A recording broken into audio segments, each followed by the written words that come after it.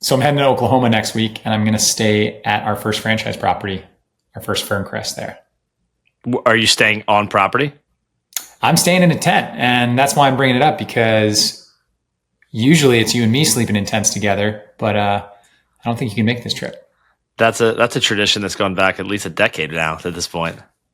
Before, though, it was because we couldn't afford hotel rooms, and we had to stay in a tent at trade shows, and we would go, we would drive 30, 45 minutes to go get that campsite and then hike out into it, and it would save a pretty penny. And we also chalked it up to being more exciting and more fun, and sort of a part of our sales pitch too. We'd go to the trade show, and we would actually tout the fact that we were actually camping at like outdoor trade shows, and it would make us hopefully sell more product as a result.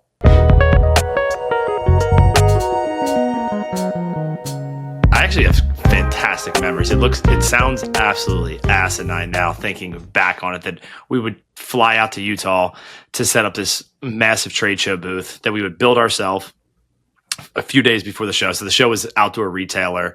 It maybe still is the biggest outdoor industry kind of trade show. Oh, it's dead. At the time. No, it's no longer relevant anymore, unfortunately. It was like the most magical thing for us early in our careers, though. We loved it. It was incredible. I mean, like, we're early 20s. We're not even married yet, I don't think. It was way before kids. We were going there before marriage. Yeah. Mm-hmm. Yeah. And I remember one of the first trips, we booked a campsite up at Jordanelle State Park. That was this like beautiful, picturesque state park. It looked great when we were planning it ahead of time, because like, oh, this would be a great spot. We go back to the state park every night. We'll sleep there. But in typical Brian and Mike fashion, we flew out there with no gear. We had no camping gear. And we used to take those early morning flights. Delta used to run those early flights out of Philly for us to get there same day. That's so we right. get there at like, 10, 11 a.m. Salt Lake time. And then it was always just head down, start building the booth, because our booth builds were extravagant. They were massive structures. That's why we won Best of Booth. We won Best of Booth awards, and probably attracted a few buyers in every show. But they were massive projects, and we would get there and just get right to our rental car, a minivan or something like that we would then take to the convention center, Home Depot, going to get materials, buying tools, and the rental store. Yeah. They have the great rental policy at Home Depot. Great rental policy at Home Depot. Hey, it's better than throwing things out. Still, when I look back on it, like what were we supposed to do? Trade shows was so wasteful. We would use something for a day or two, and sometimes we had to return it. Yeah, it didn't perform to expectations.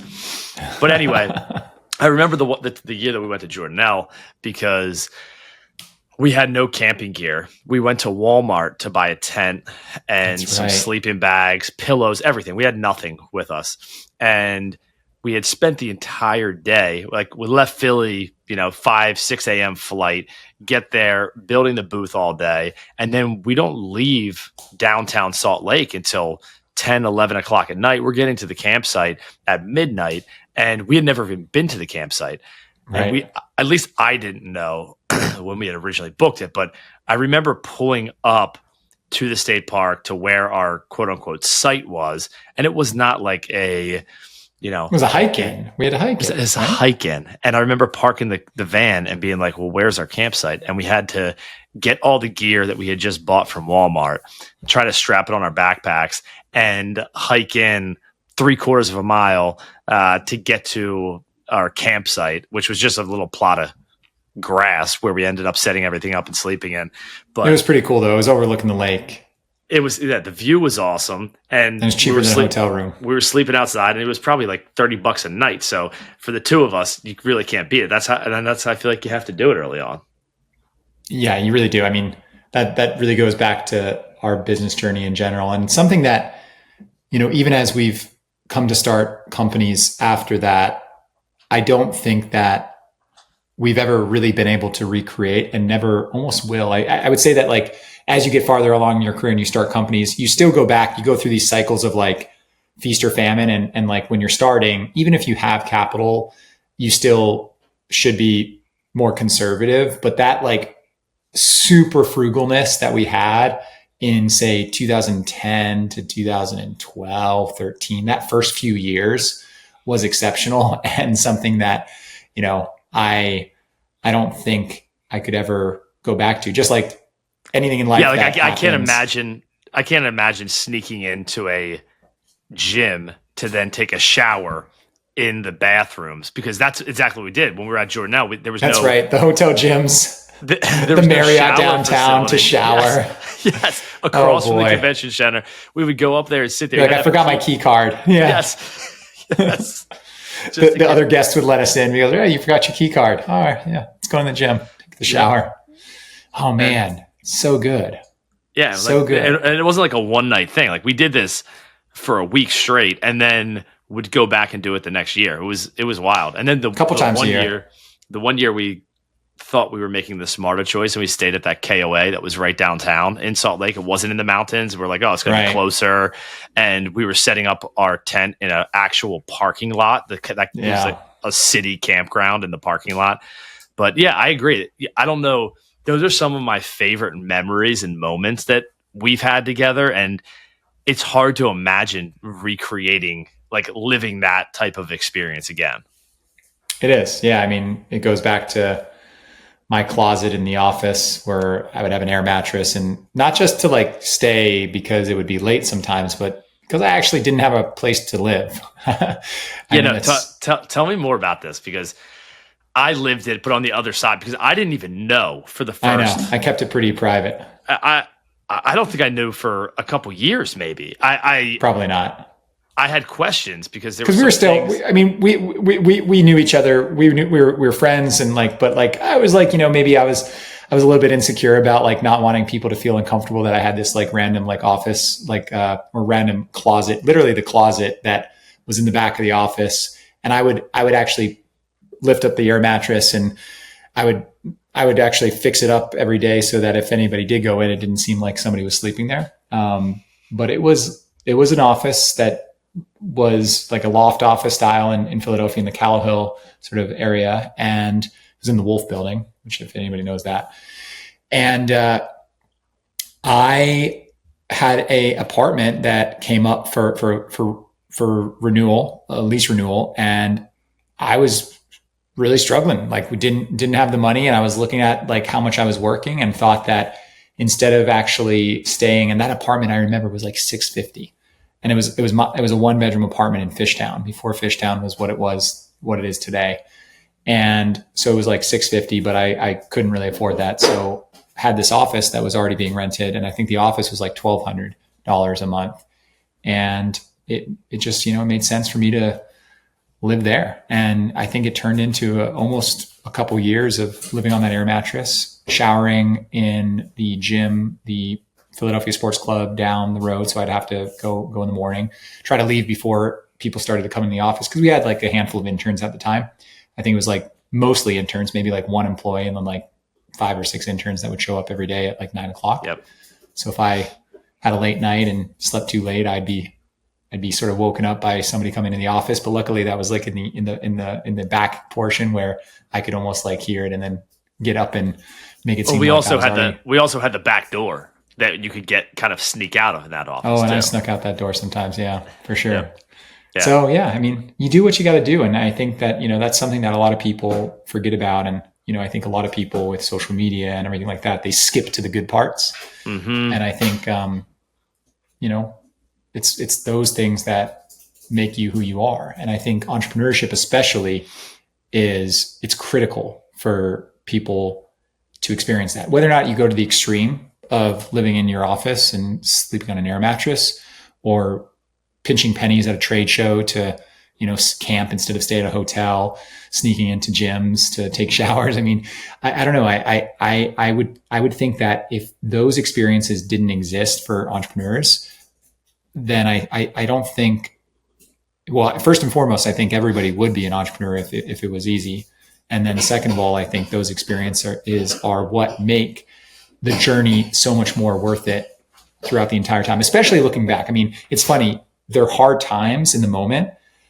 I actually never, though, thought it was what do I want to say? I never thought it was true hardship. I was doing it because it was intentional and it was a decision. So staying in the office or, flying the cheapest routes possible or doing everything that we could to save $1. Remember how we would pack our lunches for the trade shows too?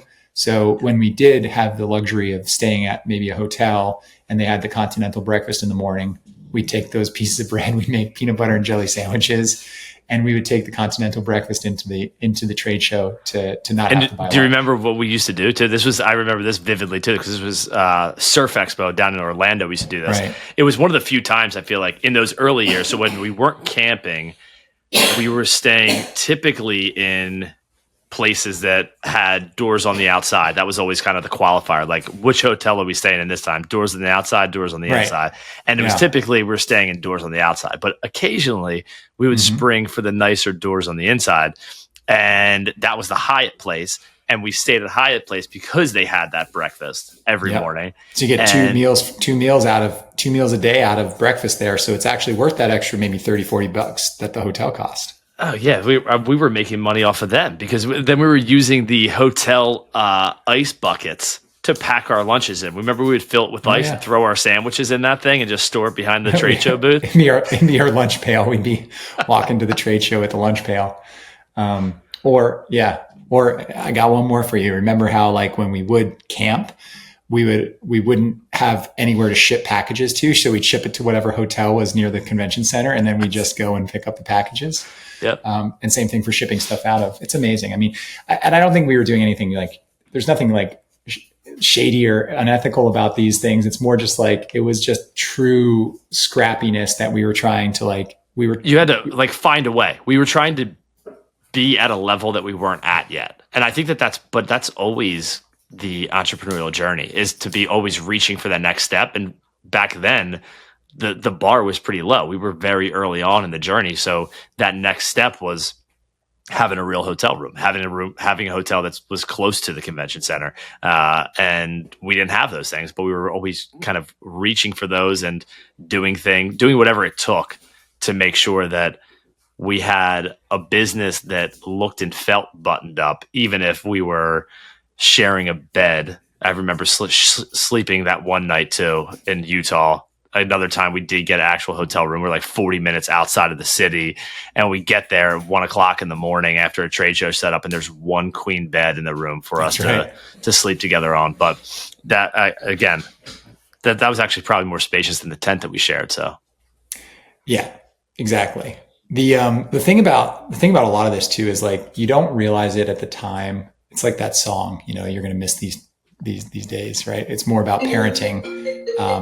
But do you know that song I'm talking about? It's a country song. All right. Yeah. Yeah. And that's about like seeing your kids grow up, but it's also about like, you're going to miss this. You're going to want this back. Yeah, exactly. Wish these days didn't go by so fast. And so, even more recently, I feel like I've experienced that with like the COVID days, like that year. And I think a lot of people have a similar feel about 2020, 2021. Not to say that it wasn't hard for a lot of people, but looking back, that year where things were shut down, that was the year that we bought our old rundown motel that really pivoted us into an industry that's now really an amazing opportunity for us. And moving into an old motel with 2 kids, renovating it around us, like that was just an adventure of a lifetime that, again, I feel like I will never be able to recreate. And I didn't realize how special it was at the time, because we'll never be able to recreate it, not because we can't do it, but because life and all the other stuff going on and the level of comfort that we've now established in the last 4 or 5 years has transformed our life and our understanding of life, or our interpretation of it, into something that makes it very hard to go back. And so like, what I'm wondering is like, what is that next moment? I would say that the moment that we had with early days of United by Blue, again, not knowing it at the time, we wanted to be Patagonia. We wanted to be the big brand. But those few years were probably actually the more significant years, both in terms of life experience, but also just in terms of like memories and creating a memory bank, core memories in many ways in our adult life of what it was. And there's so many other things that happened probably after that, but I barely remember the more probably exciting things, the deals that we won, all the things that happened. I remember those moments. And same thing with the starting of the motel and living in an old rundown, really crappy situation. And it's funny, like looking back now or living in the office, it's actually all the hard things that become the more exciting memories in life that you actually look back on with fondness. So I don't know what the next one is for us. But there's obviously a trend here that, it's the hard things that actually are what define you. Yeah. I think that's one of the areas too that I always struggled with and I still struggle with is I'm always thinking about what's next or how to make whatever I'm working on better. And sometimes I struggle to appreciate the now, like in the moment that you're in. And to your point, looking back at all those times, I didn't think in the moment that, waking up when it was 40 degrees out and freezing cold and we didn't have a shower after we had just slept for 3 hours building a trade show booth. Like it really wasn't all that fun in the moment, but why do we look back on that as such why can we both vividly remember that lake and that campsite and the hike in to Jordanelle State Park? That was 15 years ago. I remember sitting there. I vividly remember that night, 15 years ago, looking at the stars, right? Like at the stars are all like crazy and like, oh man. Yeah. Like I remember that night. Why do we remember that? I don't know. I mean, I think it's just a part of life's journey and entrepreneurship gives us, I think, maybe this is my bias towards entrepreneurship because I've never really worked for anybody. I think entrepreneurship gives us such an opportunity to create memories that are rooted in a struggle. I think struggle is what gives you those memories. And it's not to say that people that are not entrepreneurs don't struggle, but at least it's our choice to struggle. Like entrepreneurship is a self-imposed struggle that we could both go, we both could have had higher paying jobs. We both could be corporate guys. We like at that point in our life, we're intelligent, smart, capable people and making nothing and trying to live as frugally as possible. But that was our choice. And I think that's what entrepreneurship is ultimately about. And that's why I think those struggles mean so much more to an entrepreneur than somebody that's working a 9 to 5 and struggling. And actually they're more angry about the struggle and they have a lot more animosity to the system that they feel has kept them there. Whereas I think we dictate our own environment and our own system. We orchestrate our own system. That's what being an entrepreneur is, both in life and in business. Yeah, I love that. I mean, when I know that, United by Blue wasn't the beginning for you either. I mean, I know you were young. You were 20 when United by Blue started, and Sand Shack before that. Sand Shack I started at 19. Actually, United by Blue was actually 22. Sand Shack was 19. Okay. And then prior to that, I was always doing some form of business. I mean, I think this is true for a lot of entrepreneurs. They don't know even what the word entrepreneurship is. They don't know really what it is to do business. There is a, and this is, I guess, where, maybe we disagree a little bit about nature versus nature on entrepreneurship, because my story is definitely like more nature, like born the way I was, because back to like when I was like 8 years old, 9 years old, 10 years old, I was buying and selling Beanie Babies. I was, I would sell Beanie Babies on the bus going to school during the Beanie Baby fad. And little did I know at the time, because I was growing up in Asia, the Beanie Babies that I was selling were probably fake, but they did sell well. And I still have some of those fake Beanie Babies that, supposedly would have been some of the more rare ones.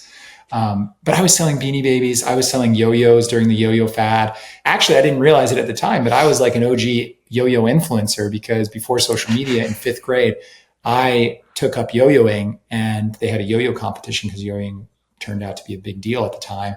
And I won that yo-yo competition. I got up on stage and I dance to a Christian rap song. I was very fat at the time too. And I was up there on stage. You were fat at the time, you said? Oh, I was fat at the time, yes. Dude, you must have been a whole look. I mean, the little chubby kid up on stage. Yep. Oh, the Christian rap song with his yo-yo. I mean, like yo-yo is not like the most exciting, the coolest thing to be. It was pretty cool. It was pretty damn cool. But the cool part about this is that I won that yo-yo competition, first prize. And then what did that lead to? That led to, well, now that I'm a yo-yo champion, I have the ability to sell yo-yos to my classmates. And so my father, was in Singapore at the time. My father would travel all over Asia, and Japan had the best yo-yos. All right. Hands down. Duncan, right? Is that the name of the yo-yo brand? That's one of them, right? They had Duncan. I don't know. Yeah, I think so. Yeah, I think I know what you're talking about. I have to say I'm not up to date on my yo-yos. Fireballs, though, was a sub brand of maybe one of the companies you're thinking about. Fireballs and Tropical Storm yo-yos. Those were the hot sellers, and those I could only get in Japan at the time, and there was no internet, obviously, or there's no online ordering. So my dad would, when he would travel to Japan, it's probably happened a few times. He would get me those yo-yos. I would bring them back to school, and I would sell them. And I would sell a yo-yo as a fifth grader for $50. These rich Singapore, kids that have their parents' money. They'd fork out $50, 50 Singapore dollars, which is probably. I mean, what are your margins looking like on a Fireball yo-yo?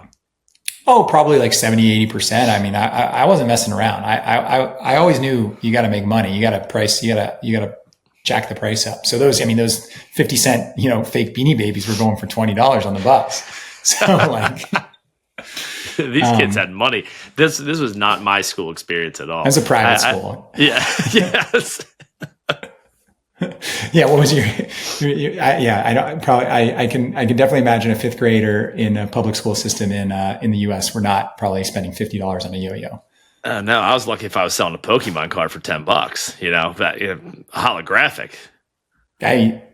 Honestly, you probably should have held on to those Pokemon cards because they held value better than the Beanie Babies did. Yes. Yeah. But no, but that's interesting though, because what you just described to me is nature. And you were the one that told me that you think it's nurture. But who instilled that in you? So maybe there's definitely nature, because my dad is a corporate guy. Obviously they did something that made me entrepreneurial. Maybe it was the freedom. Maybe it was it's funny because they actually, I was raised in a stricter household in retrospect, but in many ways I feel like they were the type to give the right amount of freedom when it came to whatever nurture happened to make me entrepreneurial, and my older brother as well. So the reason why I think it's not nature and it's almost entirely nurture, being like you can become an entrepreneur, is because maybe it's not as clear cut as it is for me. Like I literally cannot wrap my head around joining an organization and being a cog in the wheel. Like I cannot be a cog in the wheel. And whereas I think that people later in life become entrepreneurs all the time because they have learned skills, they have figured things out. And I think actually those types of entrepreneurs can be super effective and they can bypass a lot of the struggle that we've gone through. But at the end of the day, does that mean they're any less of an entrepreneur because they learned over the course of their career how to do a business? So I think entrepreneurship in that way it's just two forms of entrepreneurship. It's almost like there's two forms of owners of businesses. There's owner operator. You don't and think there's that was always in them, that person that maybe did have a corporate career and yes, did learn the processes along the way, and they understood maybe for life circumstances or whatever it may have been, they felt more comfortable working for a company and doing something different. But they always had that nagging, I want to do something on my own, and finally get, whether it's the stability that they feel like the box they need to check of stability. Because to me, that feels like more of the difference to me. It's just, I believe that same person has been an entrepreneur their whole life, but their risk tolerance was a lot different. And you and I, because I know you extremely well, have extremely high, somewhat questionable risk tolerance when it comes to what we're willing to do and what we're willing to go through and what we're willing to bet on a lot of times. And that's why I feel like we've ended up doing some of the things that we did early in our career, because you were willing to sleep on an air mattress in an office. That doesn't mean if you weren't comfortable with that, you still wanted to be an entrepreneur, but you felt like there was other things that you wanted a proper apartment, and you wanted to wait till you were married and had kids that were older and you had more financial stability. Don't you think that piece of running your own business and, finding product market fit, whatever it is, that piece is always in there? Because how do you even teach that desire? I think the risk tolerance aspect and the ability to go after the unknown, maybe that is definitely that is a nature. But I actually, just to describe what I mean by that is like, like I don't think genetically DNA we're like predisposed to do really anything in life other than the size that we're capable of getting to, as long as we get the right nutrition and like our eye color and things like that. I believe that we're sort of a blank slate, but I do think that it is those first handful of years. I don't know what the data is, but like, language is most learned in the first few years, right? Or the first, by 7, you're sort of like your person already. So I do think that maybe there is an element of like, when does nature actually start? When does that actually kick in? Because do you teach an old dog new tricks? Does somebody that graduated from college and gets a corporate job and is super risk intolerant, do they all of a sudden become super risk tolerant later? No. But, when did they develop that risk tolerance? Is it at birth, or is it something that happened in early childhood that did that? And I think it's more about that. And that's why when I think about my children, I think about like what I'm trying to indirectly encourage them towards is owning their own future, being their own boss, being an entrepreneur, if they so choose to do so. It does not mean that they will. Reagan, for one, seems like she's more into the arts and more into, all of that. Doesn't mean she can't be an entrepreneur in that space, but she very well might want to go do something in that space.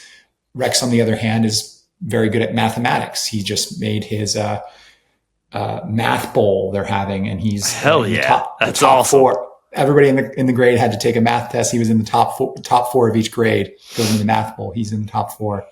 I want to ask the school if it's what number in the top 4 he is, but so Rex has math. We need a seating. We got to know.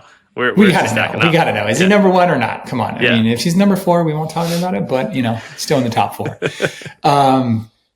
So I think, Rex, on the other hand, has like definitely a more of a like an analytical, like business mind brewing when it comes to things like that. So I don't know. I think it's interesting because, for me, it started right around Rex's age. He's 8. And then it went from the Beanie Babies and the yo-yos to candy that my grandmother was sending me from the US, Costco and stuff like that I would resell in the school to fund my fish club. And the fish club was my hobby I started. So I was really into fish. And then I started a club at school that I could then, the only people that could sell candy or merchandise or anything like that in the cafeteria at school. I don't know if you had this with your school clubs. And you could raise money for your club. And so I don't know if I ever actually told you this, but you could raise money for your club. And therefore, if I had a club that I started on paper, went to the office, filed the club, now I was a club. I was the only member of their club. And one of my good buddies, probably my best friend in high school, was my member in the club. Then I could sell stuff openly at a table in the cafeteria, and I could take that money, cash money, little packs of like, the Costco packages of like Sour Patch Kids, marked not for resale. I'd be selling for like $3 a pop in the cafeteria. And that money was literally the club's, but because the club was just a size, we would literally spend it to go buy fish tanks and fish for our hobby. And that was the biggest hack actually ever. My older brother did the same thing with, he started a club called the Association for Artistic Analysis or something like that. And it was a movie viewing club, and they would buy DVDs and That's watch amazing. DVDs. So That's amazing. Anyways, mine was called the Fish Club. And I had a bunch of fish, and I ended up selling a lot of those fish throughout high school. One fish I sold for $1,000. So it was definitely, yeah. I mean, man, again, looking back, it's like, what caused that? I don't know. But now it's the way of life. And it's right now for me, I don't know if you're feeling the same way, but as you get more and more knowledge, you almost want to focus more to have more impact on business. But the ever sort of driven entrepreneur of me is really just got to stay focused, because I want to do so many things. But right now, like, I'm just coming off like 3 or 4 franchise phone calls for Ferncrest. I'm going out to Oklahoma next week. There's just so much opportunity that I'm working on in that space that I feel like anything away from that that's my biggest weakness in entrepreneurship is just being able to stay focused for a long enough period of time. I get fixated, but I get fixated for like spurts. And then making sure that I follow through is going to be the key. Yeah, I feel like that's a constant struggle, because it can also be even harder to stay fixated when things aren't going well. It's easy to stay fixated when it's new, because there's initial excitement, and then you kind of go through this almost this bell curve of there's this initial excitement for whatever you're working on, and then the growth of that keeps you really engaged. But when you get to the top, kind of the top of that bell, how do you continue to stay focused and motivated and not want to jump to the next bell curve, the next new thing, or the next thing that has this potential high growth opportunity? Because I think that's kind of the fallacy that can oftentimes take you off of what could have been the next big stage, is distraction from what is really like the inputs that are really important. I feel like that's the discipline that's really hard to manage. For me, it's building. Like, it's always building. And as soon as building turns into more like management and day-to-day operations of things, I check out. And not necessarily check out in a bad way, but like, I know my strengths and my weaknesses. And like, that's why right now, and I think that's why I'm excited about the franchise side of the business with Ferncrest, is because it's meeting new people, it's building their plans, it's growing the business. And the thing that I have learned is that I'm not good at the day-to-day operations, and that I'm not good at like the infrastructure part. So that's why we are hiring more and more people on that team, because it's not to say that entrepreneurs need to do what they're not good at. In my case, operations. It's that entrepreneurs need to focus on what they're good at and ruthlessly focus on that. And as long as I'm focused on that, then I think, I think I'm unstoppable when it comes to building a business. And I think what I didn't do well in the past, and what happened with United by Blue in some regards over the years, was there was such a focus on growth, and then the execution sometimes was lacking, which then you can sell as much as you can to a retail store. But then if that retail store doesn't get the right product, or doesn't get it on time, or doesn't do well with it because their sell-through is not great because the marketing campaigns don't come through, then all of that focus on growth doesn't really matter as an entrepreneur. So I think that's my main takeaway with United by Blue was we were exceptional at building the brand and exceptional at getting it out there. And man, we were a rocket ship in many ways for a while when it came to the industry, and it came to outdoor hospitality, but we sputtered out because we weren't adding fuel to the right parts of the business, or the areas that we were investing into, or that we were putting people into. We weren't putting the right people into it. We were putting too inexperienced people into areas that we didn't have experience in ourselves. So we had areas of the company that were just not delivering on what we ultimately needed to do to make the business grow. And I think you and I both learned from that. Mm-hmm. And I agree.